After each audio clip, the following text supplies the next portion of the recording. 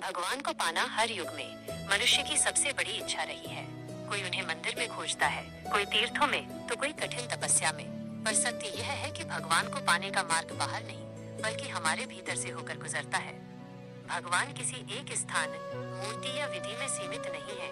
वे तो प्रेम, विश्वास और सद्भाव में प्रकट होते हैं। उन्हें पाने के लिए सबसे पहले मन को शुद्ध और हृदय को सरल बनाना आवश्यक है। सबसे पहला उपाय है सच्ची श्रद्धा और विश्वास। बिना विश्वास के की गई पूजा केवल एक कर्मकांड बनकर रह जाती है। जब मनुष्य पूरे विश्वास के साथ भगवान का स्मरण करता है, तो उसकी हर सांस में भक्ति बस जाती है। श्रद्धा का अर्थ यह नहीं कि केवल संकट में भगवान को याद किया जाए, बल्कि सुख दुख हर स्थिति में उन्हें साथ महसूस किया जाए। जैसे बच्चा अपने माता पिता पर पूरा भरोसा करता है, वैसे ही भक्त को भगवान पर अटूट विश्वास रखना चाहिए। दूसरा महत्वपूर्ण उपाय है नियमित भक्ति और साधना। प्रतिदिन थोड़े समय के लिए ही सही, पर ईश्वर का स्मरण अवश्य करना चाहिए। जब ध्यान, भजन या मंत्र उच्चारण से मन शांत होता है और आत्मा शुद्ध होती है। ओम नमः शिवाय, राम नाम या किसी भी इष्ट मंत्र का जप मन को एकाग्र करता है।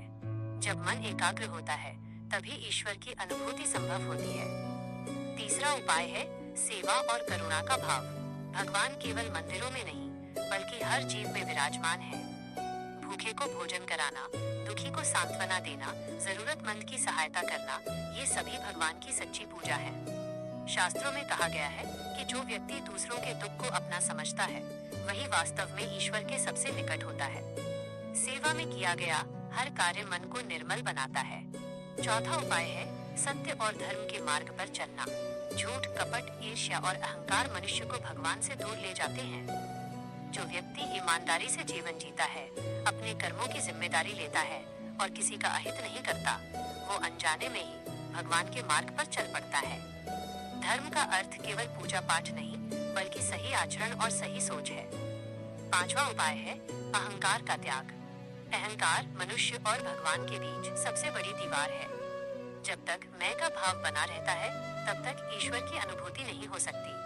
स्वयं को छोटा और भगवान को सर्वश्रेष्ठ मानना ही भक्ति का सार है। जैसे ही अहंकार कम होता है, वैसे ही ईश्वर का प्रकाश हृदय में उतरने लगता है। छठा उपाय है धैर्य और समर्पण। भगवान को पाने की इच्छा में जल्दबाजी नहीं होनी चाहिए। जैसे बीज बोने के बाद उसे समय देना पड़ता है, वैसे ही भक्ति के फल के लिए धैर्य आवश्यक है।